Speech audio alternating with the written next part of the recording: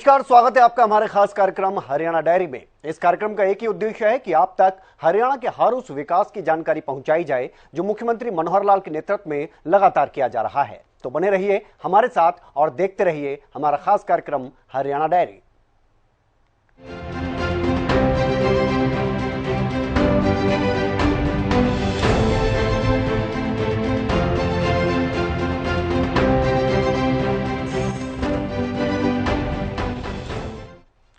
तो पराली जलाने के मामले में हरियाणा में जो स्थिति सुधरी है वो वाकई काबिल तारीफ है। अब नासा की तरफ से कुछ तस्वीरें जारी की गई हैं जिसमें बताया गया है कि पंजाब में हरियाणा के मुकाबले 75% ज्यादा पराली जलाई गई है। वहीं हरियाणा में अगर बात की जाए तो पराली जलाने के जो मामले हैं वो बेहद कम हो गए हैं।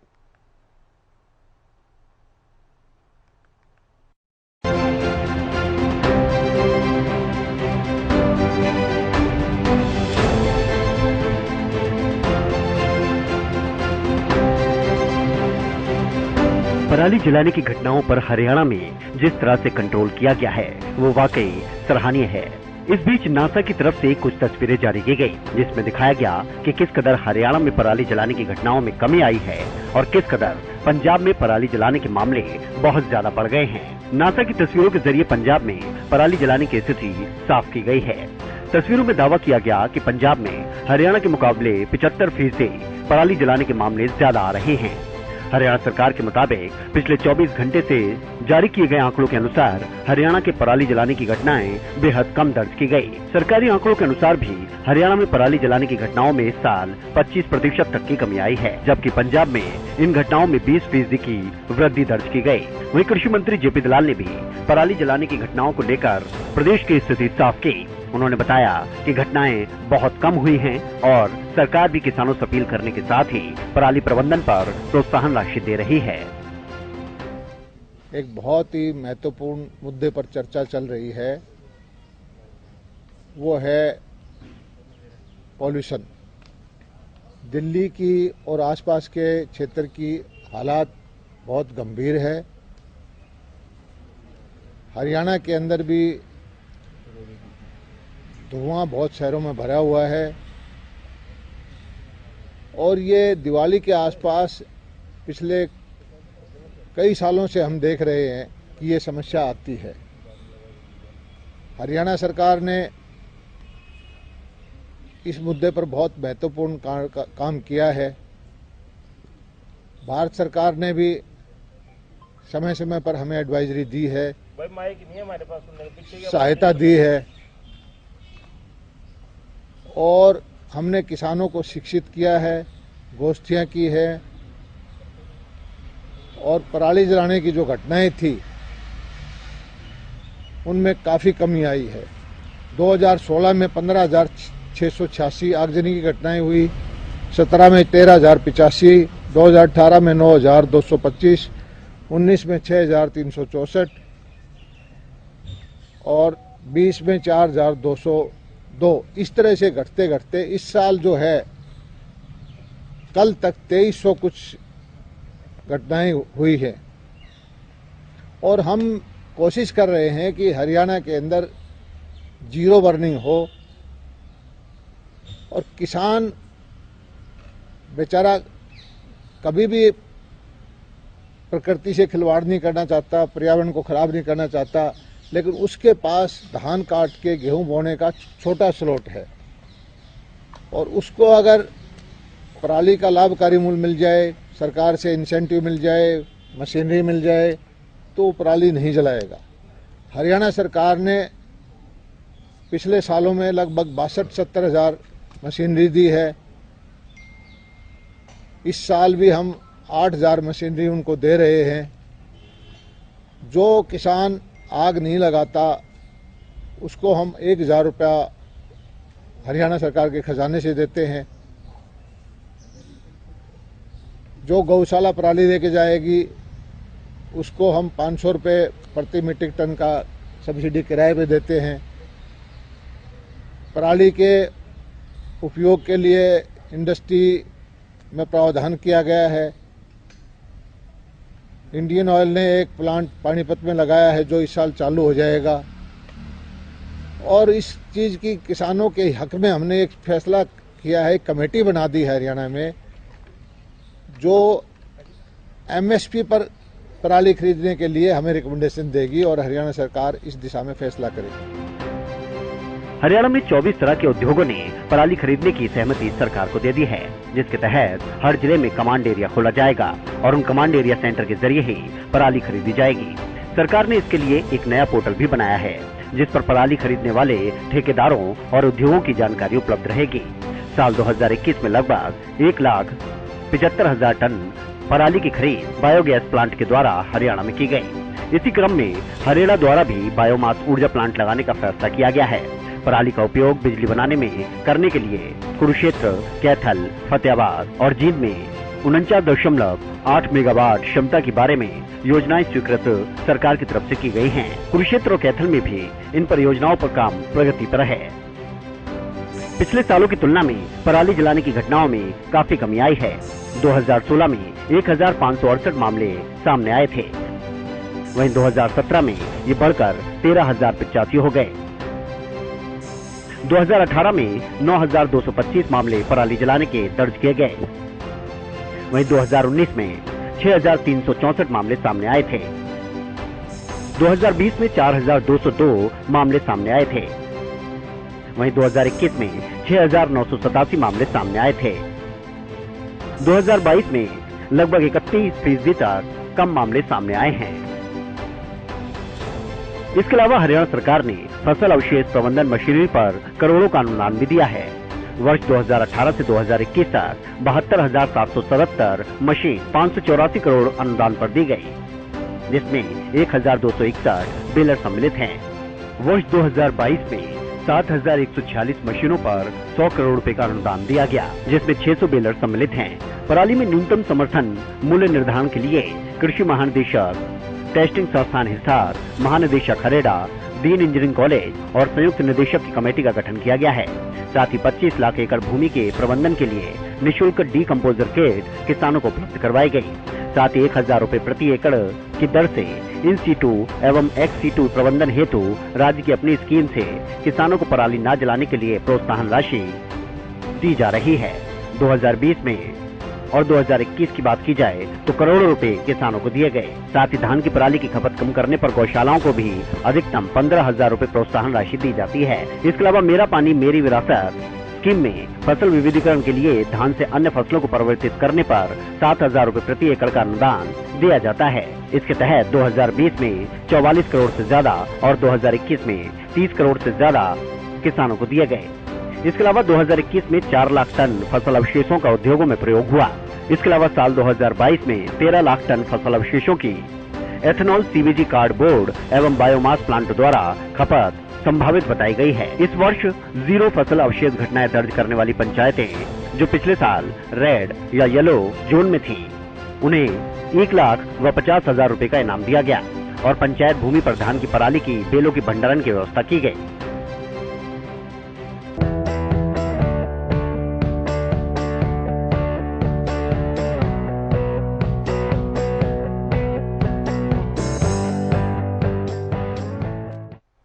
वहीं हरियाणा के ग्रामीण क्षेत्रों की आर्थिक स्थिति को और बेहतर करने, सुधारने और रोजगार के नए अवसर प्रदान करने के लिए सीएम मनोहर लाल के नेतृत्व में कई प्रयास किए जा रहे हैं। राज्य सरकार के इन प्रयासों के साथ ही लघु, सूक्ष्म, मध्यम उद्योगों को भी बढ़ावा मिल रहा है, जिससे रोजगार के नए अवसर उत्पन्न हो रहे हैं। इसी क्रम में हरियाणा सरकार ग्रामीणों के विकास और उनकी ओर से तैयार किए गए उत्पाद को बढ़ावा देने के लिए एक और योजना लेकर आई है।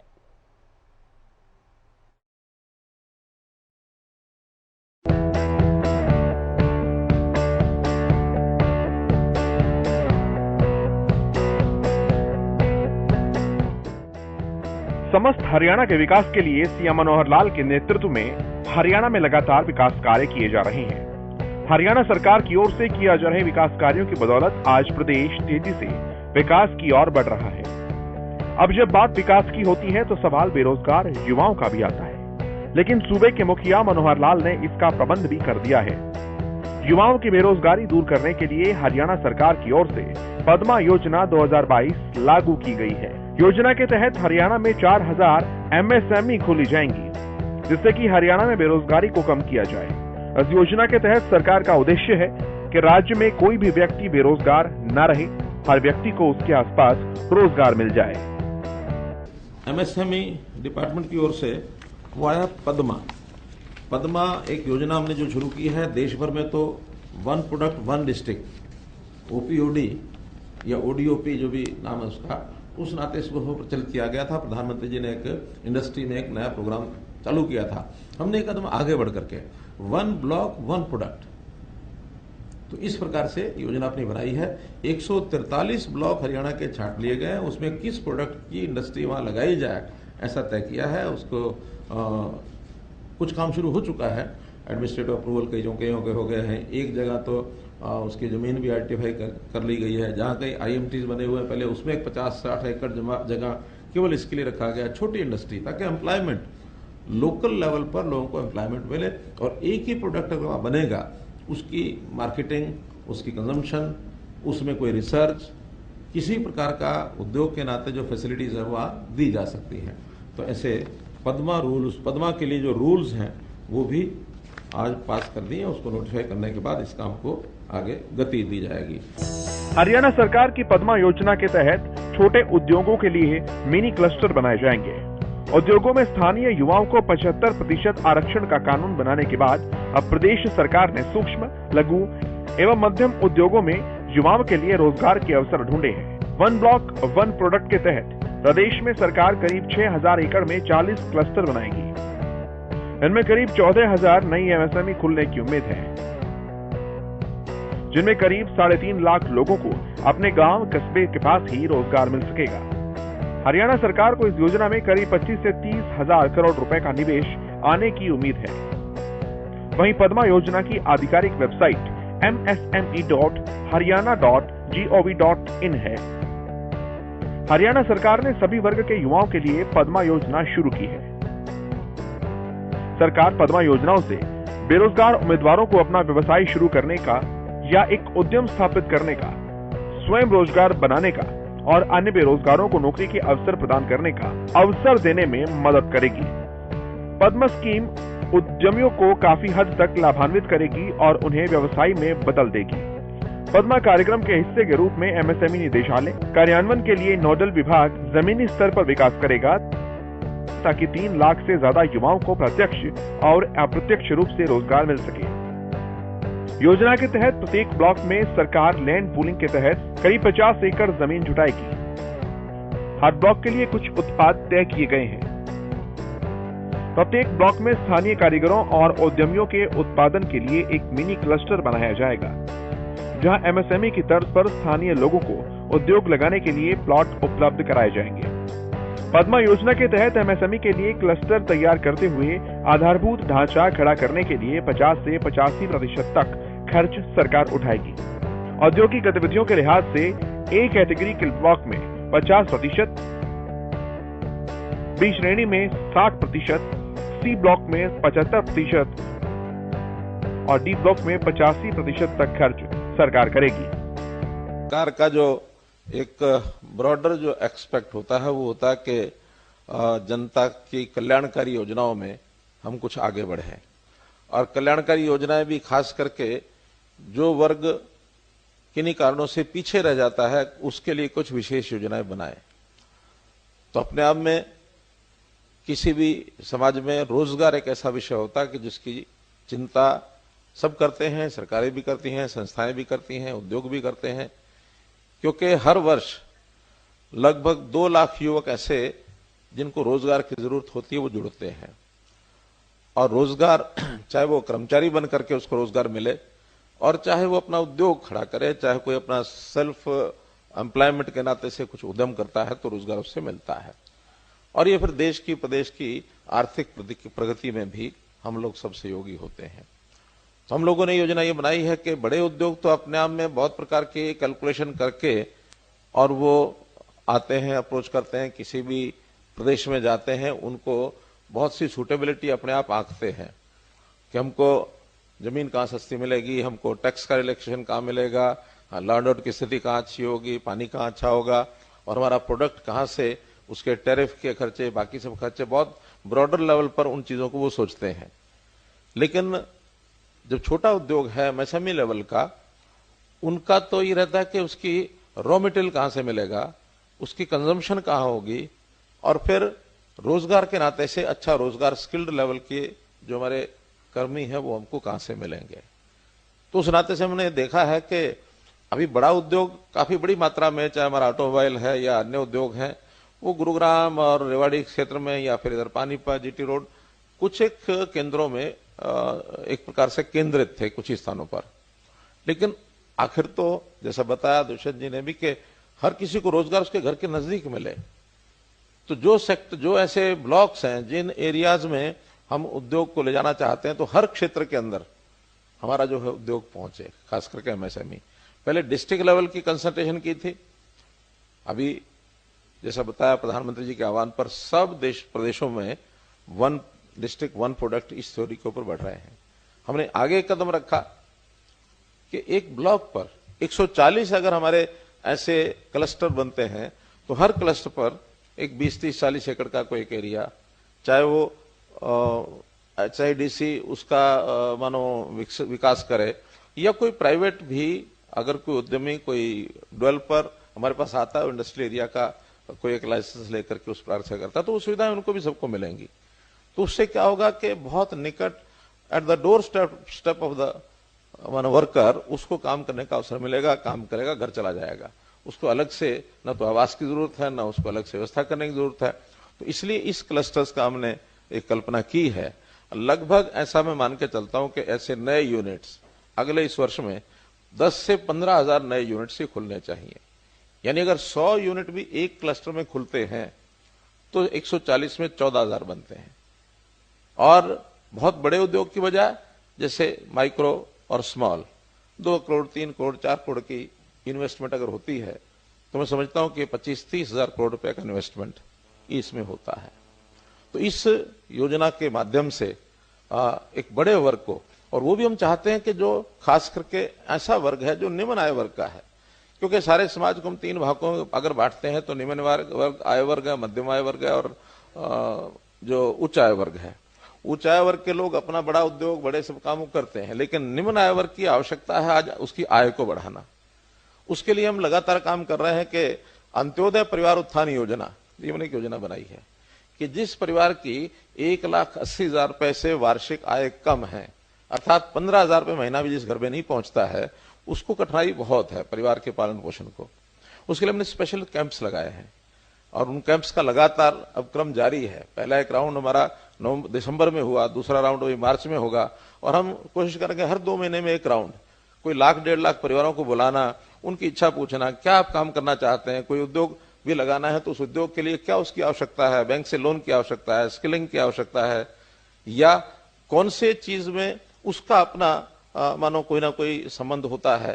क्योंकि हरियाणा में हम देखते हैं कि एग्रो बेस्ड इंडस्ट्री इसलिए कामयाब है कि हम एग्रीकल्चर स्टेट में है।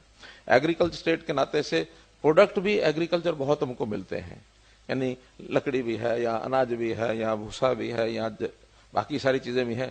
तो एग्रो बेस्ड इंडस्ट्री या फिर मिल्क बेस्ड इंडस्ट्री, क्योंकि हमारा दूध भी अगर देखा जाए तो सारे देश भर में हरियाणा जो है, पंजाब हमसे जरूर थोड़ा आगे है, अदरवाइज हरियाणा जो है मिल्क प्रोड्यूसिंग एक स्टेट इस नाते से है। और जब हमने अभी कैंप्स लगाए हैं तो उसमें सब जो युवक नए अपना काम करने के लिए आगे आने लगे, तो आपको हैरानी होगी कि 35% युवक एक ही बात कि हमें पशुपालन के लिए लोन दिला दीजिए। अर्थात आज भी हरियाणा में दूध दही का खाना जहां है, तो दूध के प्रति या दुधारू पशुओं का व्यवसाय करने के प्रति बहुत एक लगाव है, एक उनकी रुचि है। तो उस नाते से हम आगे बढ़ रहे हैं। तो ऐसे सारे रॉ मटेरियल हमें यहीं का मिले, ऐसे उद्योग, या फिर जिसकी कंजम्पशन यहां हो, और दोनों चीजें यहां हो तो बहुत ही अच्छा। तो इस नाते से अपने प्रदेश को हर दृष्टि से हम आगे बढ़ाने के लिए एमएसएमई जो क्षेत्र है, जो वर्ग है, इसको हम आगे ले जाना चाहते हैं।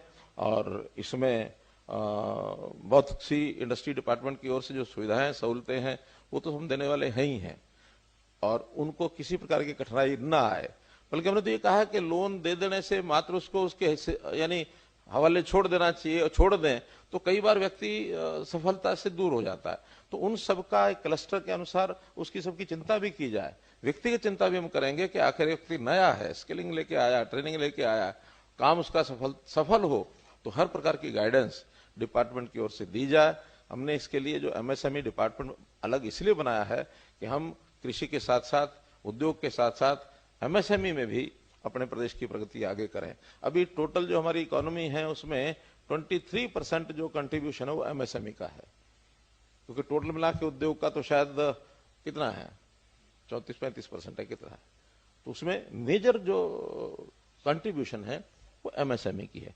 एमएसएमई और आगे बढ़ेगा तो एम्प्लॉयमेंट प्रदेश का वो इसमें आगे बढ़ेगा। जैसे हमने एक कानून बनाया 75% जो है लोकल रेजिडेंट्स को मिलना चाहिए, तो इसमें बड़ा उद्योग तो सोच सकता है कि बहुत बड़ी संख्या में उसको लोग चाहिए और उसका अट्रैक्शन किसी का हरियाणा में है, किसी का दूसरे प्रदेश में है, जो पहले लोग लगे हुए हैं वो कहाँ के लगे हुए हैं, उनका एक उस टाइप का एक स्वभाव बन सकता है। लेकिन एमएसएमई मुझे इसलिए समस्या नहीं लगती कि एमएसएमई के अंदर उतने बड़े एम्प्लॉयमेंट एक ही यूनिट में नहीं लगने वाला। कहीं 10 लोग लगेंगे, कहीं 15 लगेंगे, कहीं 20 लगेंगे, 50 लगेंगे, हजारों की संख्या में नहीं लगने वाले। तो जो 10, 15, 20 लगेंगे वो स्वाभाविक है, स्थानीय तौर के ऊपर उनको सब मिलने वाले हैं। और जिस प्रकार की आवश्यकता होगी उस प्रकार की स्किलिंग भी वो हम करवाएंगे। वो आप लोगों के माध्यम से ही उस स्किलिंग कराई जा सकती है कि जिसका उद्योग ऐसा है कि जो आगे 10 या 20 लोगों को ट्रेंड करके अपने उद्योग में या अपने उस जो उसका सेक्टर है उस सेक्टर में कहीं भी दूसरे उद्योग में लगा सकता है। तो ऐसे भी हम आपको एक ट्रेनिंग पार्टनर्स के रूप में भी उपयोग करेंगे। ऐसा मुझे लगता है कि उस नाते से हम सब लोग मिलकर आगे बढ़ेंगे। तो आपने आज इस सारे आयाम को समझ करके यहाँ पर आए हैं। निश्चित रूप से आपके मन में कुछ बातें जरूर होंगी, लेकिन आज का तो एक फॉर्मल कार्यक्रम है। इस फॉर्मल कार्यक्रम में तो नहीं, लेकिन बाद में आप अपनी ओर से कुछ सुझाव भेजने हैं, या जैसे हमारा नया बजट आ रहा है, बजट में और कोई नए आपके सुझाव आ सकते हैं कि हम इस एमएसएमई के सेक्टर को कैसे आगे बढ़ा सकते हैं, वो भी स्वागत योग्य रहेंगे। आपके सुझाव हम जरूर उसके अंदर उसमें शामिल करने की कोशिश करेंगे। बताएं कि युवाओं की बेरोजगारी को सरकार पहले ही रोजगार मेले के जरिए दूर करने की कोशिश कर रही है। वहीं सरकार की पद्मा योजना के जरिए युवाओं को बड़े स्तर पर रोजगार दिलवाने की कोशिश की जा रही है। एक बेंचमार्क है इंडस्ट्रियलाइजेशन को और स्मूथ और बेहतर तरीके से आगे ले जाने का। और आज का दिन ऐतिहासिक दिन भी रहेगा जो एक वस्तु को एक जिले से भी छोटे एरिया के अंदर कैसे प्राथमिकता मिले उस पे काम करे। आज से साल पहले इस पूरे प्रोजेक्ट की भूमिका रखी गई थी। हरियाणा अपने आप में भी एक लीडर था जिसने 1 डिस्ट्रिक्ट 1 प्रोडक्ट को देश में सबसे पहले अपनाया, और प्रधानमंत्री ने पूरे देश के अंदर इंडस्ट्री डिपार्टमेंट द्वारा उसको लागू किया। मगर उसके अंदर बहुत सी ऐसी वस्तुएं थी जिनको प्राथमिकता ब्लॉक वाइज ज्यादा बेहतर तरीके से मिल सकती थी। और हमने पिछले वर्ष की शुरुआत में इसकी एक सर्वे और स्टडी करवाई 2 चरणों की, और पता चला बहुत सी ऐसी प्रोडक्ट्स हैं जिनको अगर ब्लॉक वाइज उठाया जाए तो बहुत लाभ होगा एमएसएमई को, और उनको कॉमन इंफ्रास्ट्रक्चर रॉ मटेरियल्स के लिए, उनकी प्रोडक्ट डेवलपमेंट के लिए, और बाद में प्रोडक्ट पैकेजिंग से प्रोडक्ट एक्सपोर्ट और सप्लाई के लिए अगर सरकार की मदद से दिया जाए क्लस्टर के तौर पे तो एक बूस्ट मिलता है। और उसके अंदर हमने एग्जाम्पल्स भी देखे, जैसे फुटवेयर पार्क बहादुरगढ़ है, वहां पर कॉमन फैसिलिटीज बढ़ी, मगर वो एमएसएमई अब तो काउंट होता है, उस समय एमएसएमई में नहीं काउंट होता था, इंडस्ट्री के तौर पे गिना जाता था। धीरे धीरे उस फुटवेयर क्लस्टर्स में सारी एक ही प्रोडक्ट की कंपनीज आई, और उसका लाभ आज मिलता है कि कॉमन फैसिलिटीज के कारण उनकी लैब टेस्टिंग हो, जूते की वेदर टेस्टिंग हो, और चीजें हो, वो सारी एक लैब के अंदर कर सकते हैं। कुल मिलाकर पद्मा योजना का उद्देश्य क्लस्टर दृष्टिकोण का लाभ उठाकर ब्लॉक स्तर पर सूक्ष्म एवं लघु उद्यमों को सक्षम बनाने के लिए विकासात्मक हस्तक्षेपों पर ध्यान केंद्रित करके एक आत्मनिर्भर भारत का निर्माण करना है। ये योजना स्थायी रोजगार और उद्यमिता के अवसरों के साथ साथ संतुलित क्षेत्रीय विकास को बढ़ावा देगी। तो मुख्यमंत्री मनोहर लाल की कुशल नेतृत्व में हरियाणा प्रदेश लगातार अग्रसर है विकास की ओर, और ऐसे में हरियाणा का हर वर्ग सरकार के कार्यों से काफी संतुष्ट नजर आ रहा है, क्योंकि हरियाणा सरकार का एक ही मकसद है कि प्रदेश के अंतिम व्यक्ति का भी विकास किया जा सके। फिलहाल हमारे खास कार्यक्रम हरियाणा डायरी में आज के लिए इतना ही। कल फिर मिलेंगे। आप देखते रहिए हरियाणा न्यूज।